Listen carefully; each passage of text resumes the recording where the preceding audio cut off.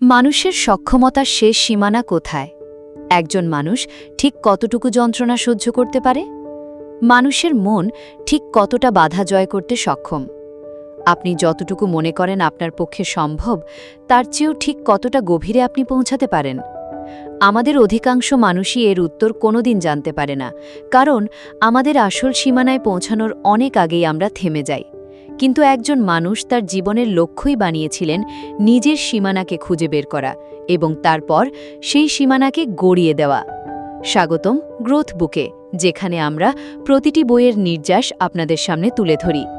আজ আমরা আলোচনা করছি এ পর্যন্ত লেখা অন্যতম সাহসী এবং মানসিক শক্তির চূড়ান্ত পরীক্ষা নেওয়া একটি বই, ডেভিড গগিন্সের কান্ট হার্ট মি।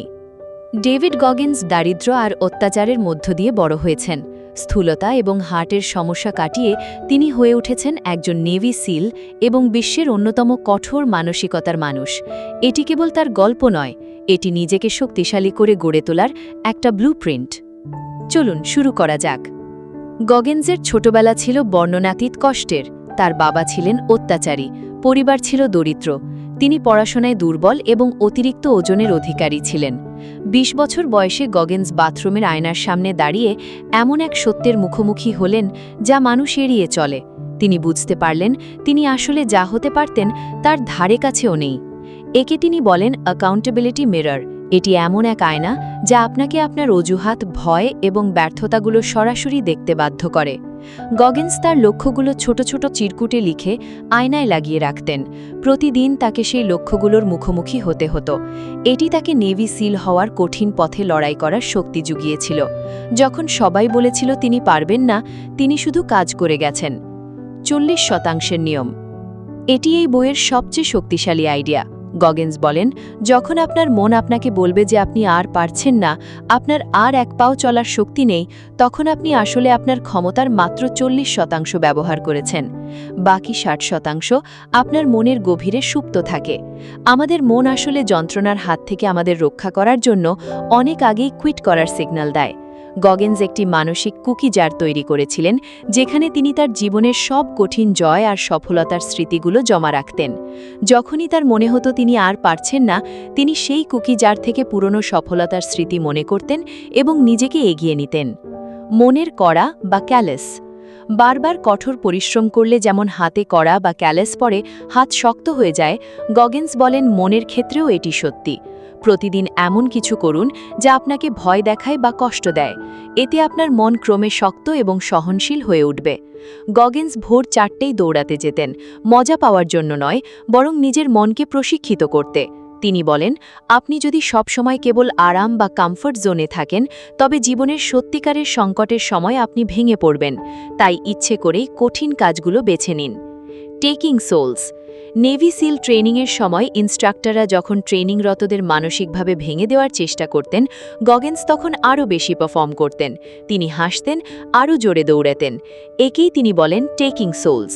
এর মানে হলো, যখন কোনো পরিস্থিতি বা মানুষ আপনাকে ব্যর্থ করতে চায়, ঠিক সেই মুহূর্তেই নিজের সেরাটা দিয়ে তাদের অবাক করে দেওয়া। এটি অন্যকে হারানোর জন্য নয়, বরং নিজেকে প্রমাণ করার জন্য যে কোনো বাহ্যিক শক্তি আপনাকে নিয়ন্ত্রণ করতে পারবে না।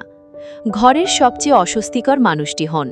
আধুনিক সংস্কৃতি আমাদের আরাম খুঁজতে শেখায়, কিন্তু গগিন্স বলেন ইচ্ছে করেই কঠিন পথটি বেছে নিন।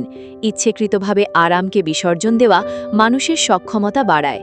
আপনি যখনই আরামকে বেছে নেন, তখনই আপনি নিজেকে বার্তা দিচ্ছেন যে আপনি এর চেয়ে বেশি কিছু করার যোগ্য নন। আপনার রূপান্তর বা ট্রান্সফরমেশন আরামের মুহূর্তে ঘটে না, এটি ঘটে যখন আপনি থেমে যাওয়ার মুহূর্তেও লড়াই চালিয়ে যান। নিজের মনকে জয় করা। গগিন্সের শেষ শিক্ষাটি হল, আপনি আপনার চিন্তাভাবনা নন। আপনার মাথার ভেতরে যে কণ্ঠস্বরটি বলছে আমি ক্লান্ত বা আমি পারবো না, তা কেবল একটি পুরনো অভ্যেস। আপনি কাজ বা অ্যাকশনের মাধ্যমে সেই নেতিবাচক কণ্ঠস্বরকে ভুল প্রমাণ করতে পারেন। যতবার আপনি আপনার মনের কথা না শুনে কঠিন কাজটি করবেন, ততবার সেই নেতিবাচক কণ্ঠস্বরটি দুর্বল হয়ে পড়বে। একসময় আয়নার সামনে দাঁড়িয়ে আপনি এমন একজনকে দেখবেন যাকে আপনি নিজেই আগে বিশ্বাস করতে পারতেন না। চলুন কান্ট হার্ট মি এর মূল শিক্ষাগুলো দেখে নিই। 1. অ্যাকাউন্টেবিলিটি মিররের সামনে দাঁড়িয়ে নিজের সত্যকে স্বীকার করুন। 2. মনে রাখবেন, যখন আপনি ভাবছেন শেষ, তখন আপনি মাত্র 40%। 3. ইচ্ছে করে কঠিন কাজ করে মনের ক্যালাস তৈরি করুন। 4. প্রতিকূলতাকে জ্বালানি হিসেবে ব্যবহার করে টেকিং সোলস প্র্যাকটিস করুন। 5. আরামের চেয়ে অস্বস্তি বা ডিসকমফর্ট বেছে নিন। 6. আপনার চিন্তার চেয়ে আপনার কাজের শক্তি বেশি। ডেভিড গগিন্স আমাদের একটি প্রশ্ন দিয়ে শেষ করেন, এই একটি জীবনে আপনি ঠিক কিসের জন্য লড়াই করতে প্রস্তুত? সেই উত্তরটি বলে দেবে আপনি আসলে কি দিয়ে তৈরি। আজই নিজের শ্রেষ্ঠ সংস্করণ হওয়ার পথে যাত্রা শুরু করুন। ভিডিওটি ভালো লাগলে লাইক ও সাবস্ক্রাইব করুন। প্রতি সপ্তাহে নতুন বই আর নতুন শিক্ষার সাথে আমরা থাকব গ্রোথ বুকে। ততক্ষণ পর্যন্ত পড়তে থাকুন এবং বড় হতে থাকুন।